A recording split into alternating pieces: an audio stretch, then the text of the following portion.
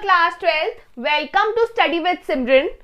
आज मैं आपके लिए कंट्रोलिंग चैप्टर पूरा का पूरा इस वीडियो में कवर करने वाली हूँ। अब सब बच्चों के प्री बोर्ड्स आ रहे हैं, पीटीज आ रहे हैं, बोर्ड्स आ रहे हैं, तो there are a lot of things जो हमारे माइंड में ऑलरेडी चल रही हैं।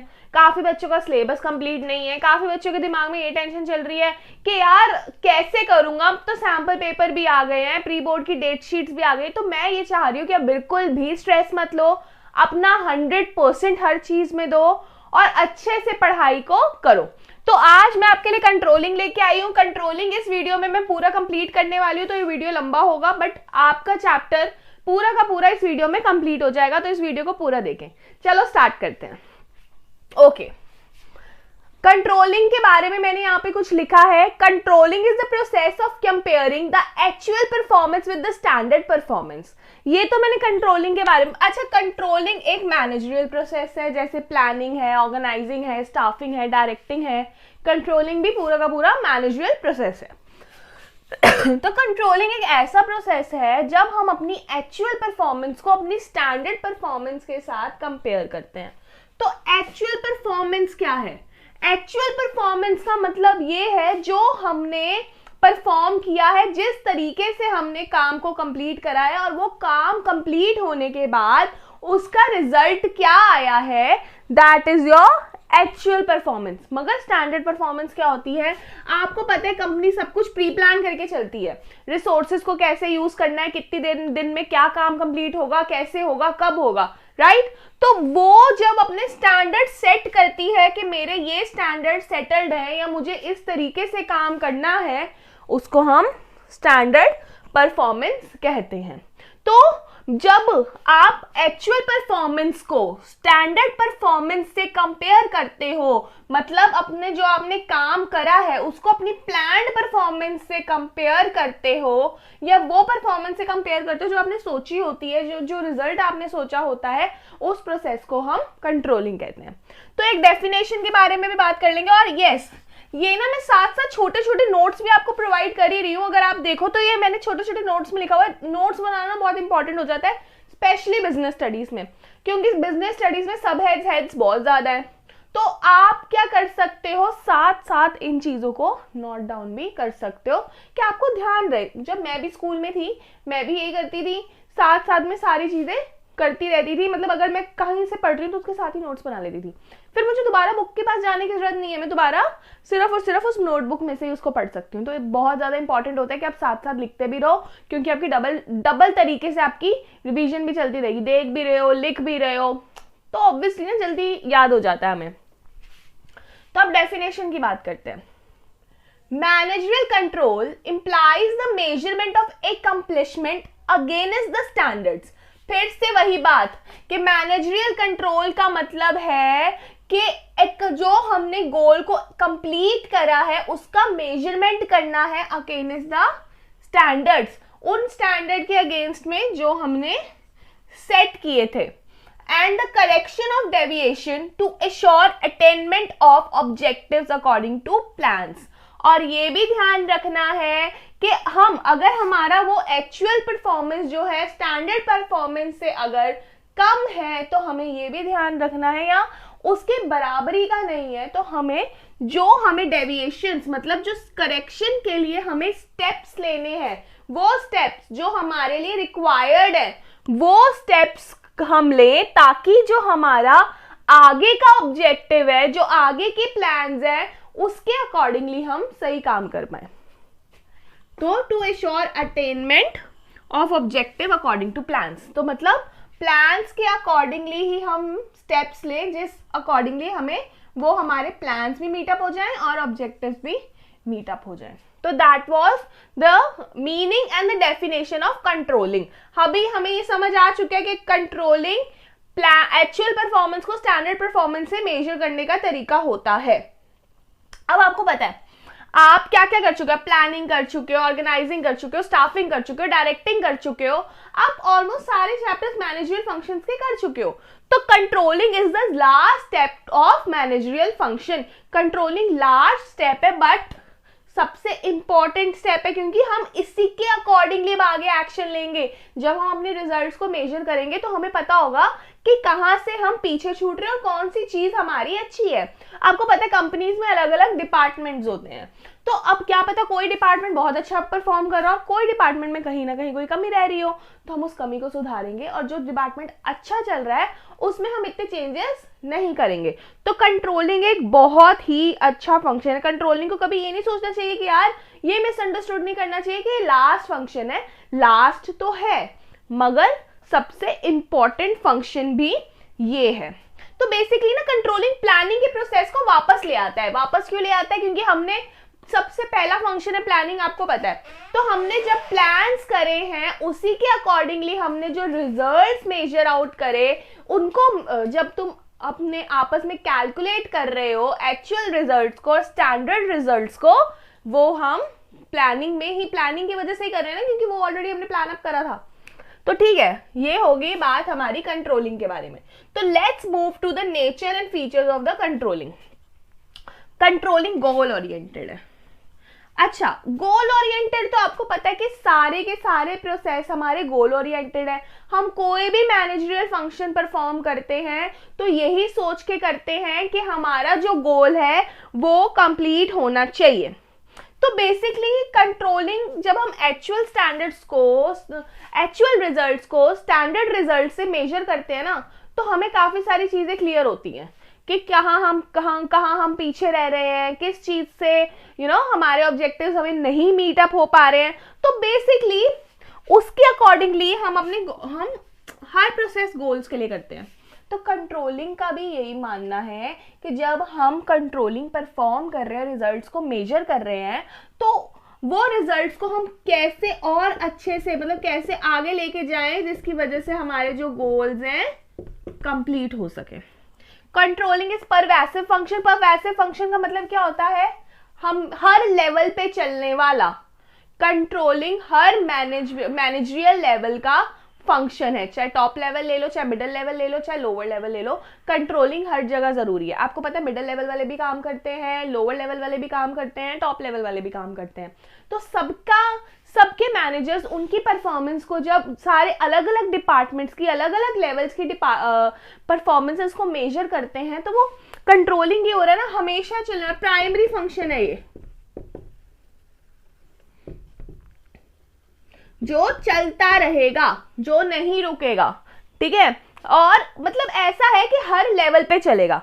It is both backward and upward process. अभी जब हम कंट्रोलिंग की डेफिनेशन के बारे में पढ़ रहे थे तब भी मैंने आपको बताया, जब हम कंट्रोलिंग के बारे में बात करते हैं तो हमें प्लानिंग को देखना पड़ता है कि हमने क्या प्लान सेट करे थे और उसके अकॉर्डिंगली क्या रिजल्ट आया हमारा। तो हम पीछे देख रहे हैं ना अपने प्लान्स की तरफ। जब आप पीछे देख रहे हो तो बैकवर्ड प्रोसेस हो गया। अपवर्ड प्रोसेस कैसे हो गया? अपवर्ड प्रोसेस ऐसे हो गया कि जब आपने उनको मेजर करा, स्टैंडर्ड रिजल्ट्स को और एक्चुअल रिजल्ट्स को जब आपने मेजर करा, तो अब आप उसके अकॉर्डिंगली क्या एक्शंस आगे के लिए ले रहे हो, तो वो अपवर्ड प्रोसेस है। It is a continuous process, हमेशा चलता रहता है। हाँ, चलता ही रहता है, क्योंकि आप प्लानिंग करते हो, फिर इंप्लीमेंट करते हो, फिर उन स्टैंडर्ड्स को मैच करते हो कि क्या सही था और क्या गलत था।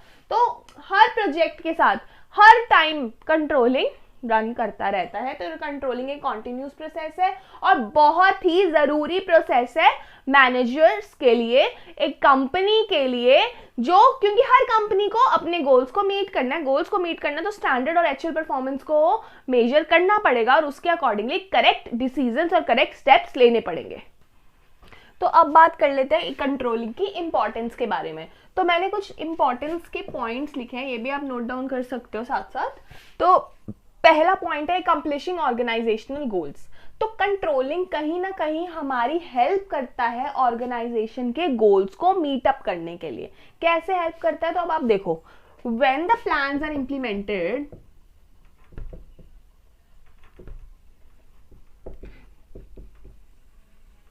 तो ऑर्गेनाइजेशन के पास प्लान्स होते हैं, उन प्लान्स के अकॉर्डिंगली उनके पास ऑब्जेक्टिव्स होते हैं, गोल्स होते हैं।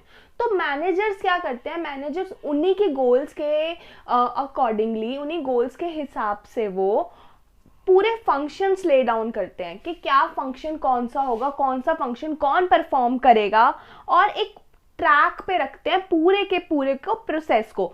हमारे सामने प्रॉपर एक्टिविटीज होती हैं, जो एक्टिविटीज हमें परफॉर्म करनी होती हैं कंट्रोलिंग के अकॉर्डिंगली ऑर्गेनाइजेशन गोल्स को मीट अप करने के लिए, ऑर्गेनाइजेशन गोल्स को सेटअप करने के लिए।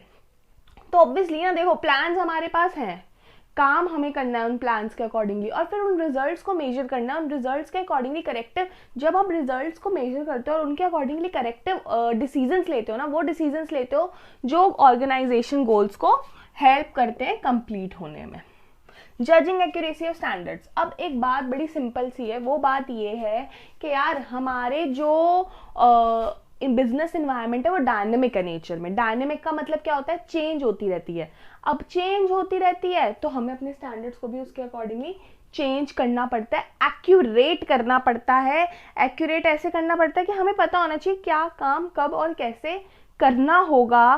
तो जब एक एफिशिएंट कंट्रोल सिस्टम होता है ना मैनेजमेंट में, तो वो एक चेक रखता है हमारे स्टैंडर्ड्स पे, जो हमने स्टैंडर्ड सेट किए होते हैं उन पे वो एक कंट्रोल रखता है उसको एक्यूरेट करने के लिए according to the changes in the environment में कोई चेंज आ रहा है, ऑर्गेनाइजेशन में कोई चेंज आ रहा है, हर चीज के अकॉर्डिंगली हम उन स्टैंडर्ड्स को करेक्ट कर सकते हैं, उन स्टैंडर्ड्स की एक्यूरेसी को जज कर सकते हैं। तो ये तो थी हमारी जजिंग एक्यूरेसी ऑफ स्टैंडर्ड्स। अब आते हैं making efficient use of resources. अब हमें पता है कि रिसोर्सेज आर लिमिटेड, चाहे हम मैनेजमेंट की बात करें, हाँ मैनेजमेंट अपने स्टाफ को, अपने मैनेजर्स को, अपनी टीम्स को एक एफिशिएंट रिसोर्सेज देता है, लेकिन लिमिटेड रिसोर्सेज देता है। अब मैनेजर्स क्या करते हैं, देखो अब जब आपने प्लानिंग के अकॉर्डिंगली प्लान सेट कर लिया, उसके अकॉर्डिंगली आपने ये भी सेट कर लिया होगा कि यार इतनी रिसोर्सेज हम ऐसे यूज करेंगे, राइट। तो अब कंट्रोलिंग में मैनेजर को पता है कि हमारे पास XYZ रिसोर्सेज हैं, अब उस XYZ रिसोर्सेज को हमें कैसे यूज करना है और कैसे उसका एफिशिएंट यूज लाना है। एफिशिएंट यूज लाना बहुत ज्यादा इंपॉर्टेंट होता है, नहीं तो हम आउट ऑफ द बजट भी जाते हैं या हमारी डबल यूज ऑफ रिसोर्सेज भी हो जाता है। अगर एक अच्छे से प्लानिंग नहीं है तो डबल यूज ऑफ रिसोर्सेज भी हो जाता है, और अगर अच्छे से कंट्रोलिंग नहीं है तो वो रिसोर्सेज का एफिशिएंट यूज कंट्रोल नहीं हो सकता। Ensuring order and discipline. एक अच्छा मैनेजर जब कंट्रोल करता है, एक कंट्रोलिंग अच्छे तरीके से होती है, तो पूरी की पूरी ऑर्गेनाइजेशन में ऑर्डर और डिसिप्लिन रहता है। मतलब एक पूरी की पूरी टीम में, अब जब मैनेजर को पता है क्या काम किससे करवाना है, तो मैनेजर अपने कंट्रोलिंग के तरीके से वो काम उस वे से करवा सकता है और उसको कंप्लीट भी करवा सकता है एक अच्छे मैनर में। और डिसिप्लिन तो रहता ही रहता है, जब हमें पता है स्टैंडर्ड सेट है, हम उसके अकॉर्डिंगली काम करेंगे, काम इतने टाइम में करना है। और अच्छा मैनेजर है तो वो पूरी की पूरी ऑर्गेनाइजेशन में एक डिसिप्लिन को भी मेंटेन करके रखता है। Improving employees motivation. देखो आप जब स्टैंडर्ड्स को और एक्चुअल परफॉर्मेंसेस को मेजर करते हो ना, तो देखो मैंने अभी आपको थोड़े टाइम पहले बताया था कि हमारे पास डिफरेंट वो होते हैं, डिपार्टमेंट्स होते हैं। जब हमें लगता है कि ए डिपार्टमेंट बहुत अच्छा काम कर रहा है, वो कंट्रोलिंग से पता लगेगा, क्योंकि प्लानिंग के अकॉर्डिंगली हमने जब स्टैंडर्ड सेट करे थे कंट्रोलिंग के अकॉर्डिंगली, अब हम उनको मेजर करेंगे तो हमें इसी से पता लगेगा, मतलब कंट्रोलिंग से पता लगेगा कि इस डिपार्टमेंट ने कितना काम करा है और कितना अच्छा काम करा है। तो उसके अकॉर्डिंगली क्या होता है, वो मैनेजर क्या करता है, जो डिपार्टमेंट की जो टीम अच्छा परफॉर्म कर रही है उनको मोटिवेट भी करता है, और टीम को खुद भी पता लगता है कि हमने इन स्टैंडर्ड्स को मीट करा है या हमने इन स्टैंडर्ड्स को कंप्लीट करा विद द एक्सीलेंस। जब टीम एक स्टैंडर्ड्स को एक्सीलेंस के साथ या अच्छे तरीके से इफेक्टिवली और एफिशिएंटली कंप्लीट करती है, तो कहीं ना कहीं उनको मैनेजर्स की मोटिवेशन भी मिलती है। Facilitating coordination in action. अब क्या होता है, कंट्रोलिंग कहीं ना कहीं कोऑर्डिनेशन को मेंटेन करके रखता है। कोऑर्डिनेशन को कैसे मेंटेन करके रखता है, ऐसे मेंटेन करके रखता है कि जब हम उनको पता है, मतलब एक परफॉर्मेंसेस सेटल्ड है, तो यार जब परफॉर्मेंसेस सेटल्ड है, सबको पता है क्या काम किसको करना है, कब करना है, तो कोऑर्डिनेशन भी मेंटेन रहेगा। कैसे कोई काम कब होगा, किससे होगा, कौन सी टीम करेगी, तो उन टीममेट्स को भी पता है कि हमें ये करना है, कब करना है, कैसे करना है, एवरीथिंग इज डन ना, सब कुछ प्लानिंग ऑलरेडी है ना, तो उसके अकॉर्डिंगली वो कोऑर्डिनेशन में भी रहते हैं। अब हम चलते हैं relationship between planning and controlling पे।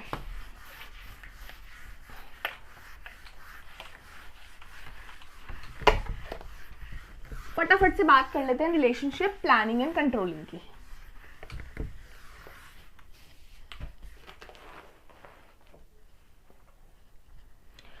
ठीक है,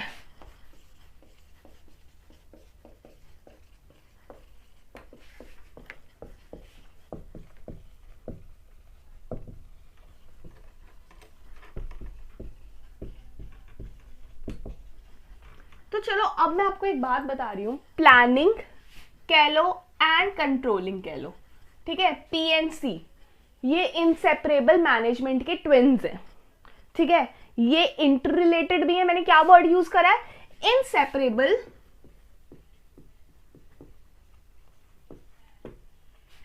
मैनेजरियल ट्विन्स या इंटर रिलेटेड, कोई भी, मतलब आपको ना इसके ऊपर क्वेश्चन कभी भी और कैसा भी आ सकता है। क्या रिलेशनशिप है प्लानिंग और कंट्रोलिंग के बीच में, क्यों ये इंसेपरेबल मैनेजरल ट्विन्स हैं, क्यों दोनों एक साथ ही अपना दोनों के बिना, मतलब control, why controlling is not completed without planning और why planning does not have any base without controlling। तो कुछ भी क्वेश्चन आ सकता है। ये कंसेप्ट है ना जो आपका बहुत ज़्यादा इंपॉर्टेंट है इस चैप्टर में, तो इस कंसेप्ट को हमें बहुत ही अच्छे तरीके से करना है। तो चलो मैं आपको बताती हूँ। आपको पता है प्लानिंग में हम क्या करते हैं, प्लान्स करते हैं, राइट? तो जब हम प्लान करते हैं हम एक स्टैंडर्ड सेट कर रहे हैं कि हमें ये काम करके अपने इस ऑर्गेनाइजेशन गोल को, इस ऑब्जेक्टिव को मीट करना है, कंप्लीट करना है, राइट? तो कंट्रोलिंग क्या करता है, कंट्रोलिंग उसी स्टैंडर्ड्स के लिए एक्चुअल रिजल्ट लेके आता है और उनको मेजर करता है, राइट? अगर ये स्टैंडर्ड सेटल नहीं होंगे तो हम कंट्रोल किसको करेंगे, राइट?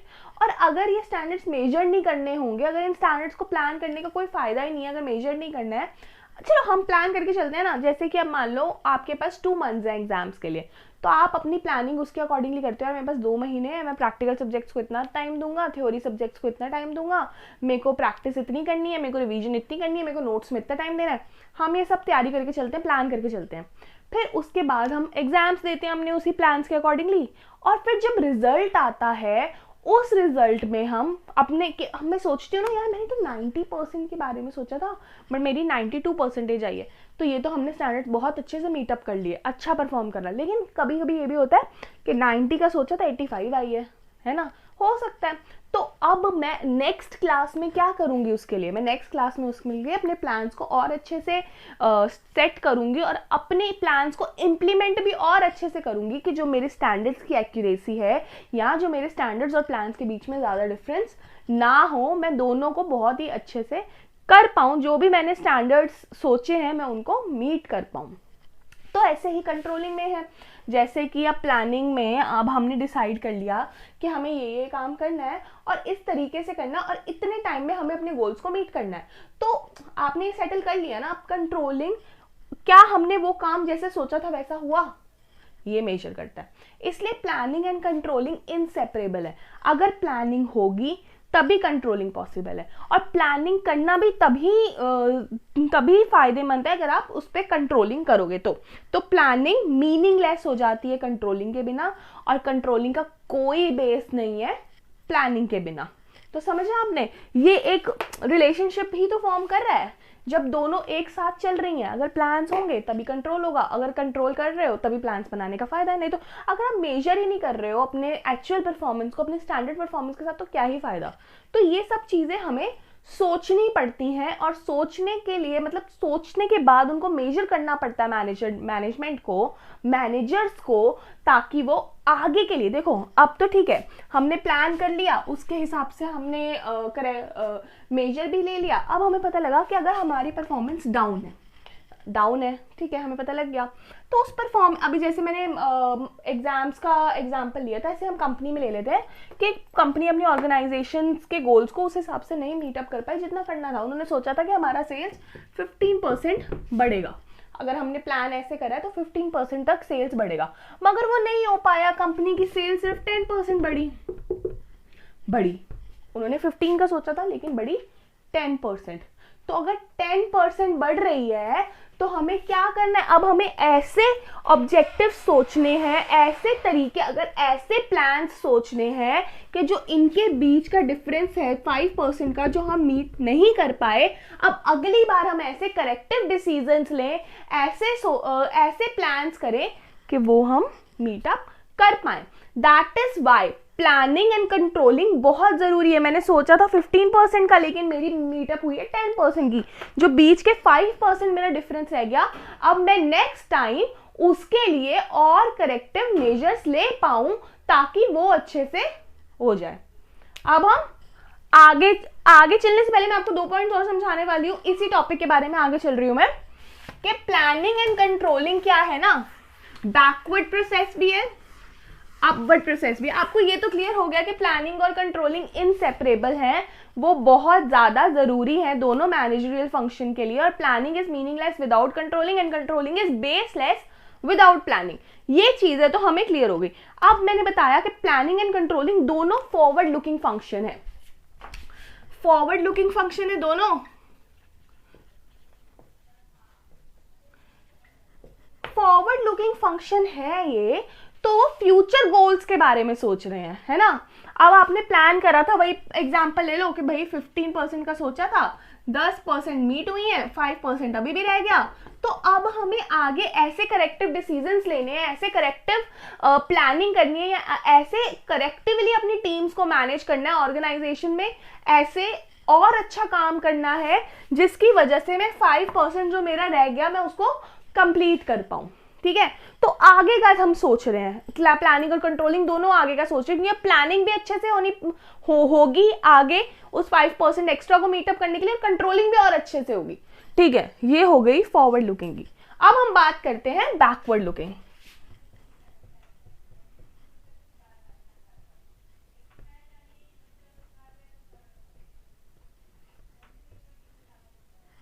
बैकवर्ड लुकिंग क्यों है? बैकवर्ड लुकिंग इसलिए है क्योंकि यार देखो, आपको प्लान्स एंड जो रिजल्ट है आप उसको मेजर करते हो।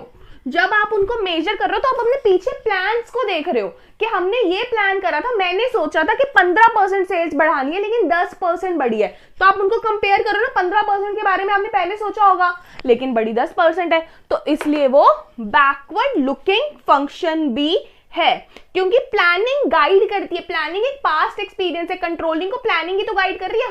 हमने कुछ और करा था लेकिन हमारा रिजल्ट कुछ और आया, तो उस रिजल्ट को जो हम मेजर कर रहे हैं तो हम पीछे देख रहे हैं। कंट्रोलिंग एक तरह से पोस्टमार्टम होता है पास्ट का, या पोस्टमार्टम होता है प्लानिंग का, कि हमने ये एक्टिविटीज को प्लान किया था।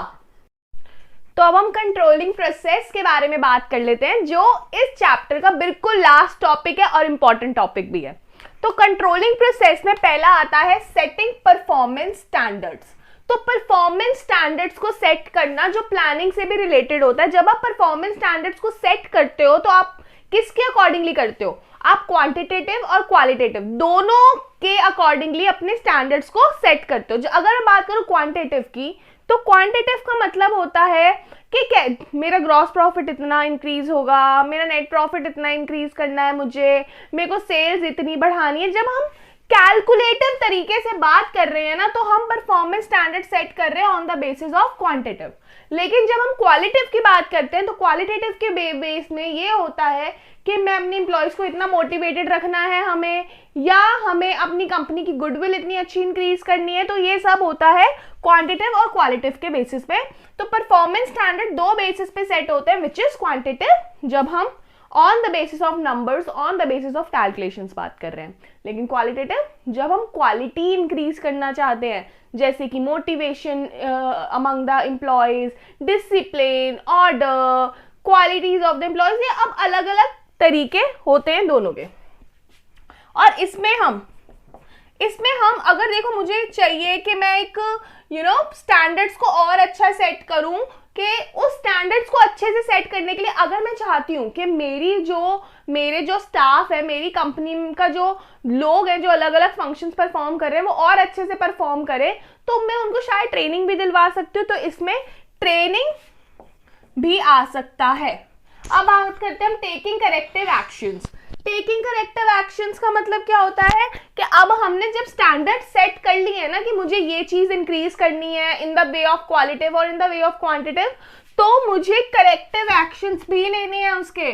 करेक्टिव एक्शंस एज इन कि मुझे ये बात करनी है कि क्या हम करेक्टिव मतलब क्या कैसे मैं काम करूं, किस तरीके से मैं एक्शन लूं जिस वजह से मैं अपने स्टैंडर्ड्स को मीट कर पाऊं, तो that is your taking corrective actions. जब हम अच्छे से परफॉर्म करें, मतलब वो स्टेप्स लें, लाइक अगर मुझे यहां तक पहुंचना है, यहां से निकलना है, तो मुझे यहां तक पहुंचने के जो स्टेप्स लेने हैं that is taking corrective actions. उस हिसाब से लेने चाहिए कि मैं जल्दी से ये जो यहाँ पे पहुंचने वाला गोल है, ऑब्जेक्टिव है, उसको रीच कर जाऊं, तो that is your taking corrective actions.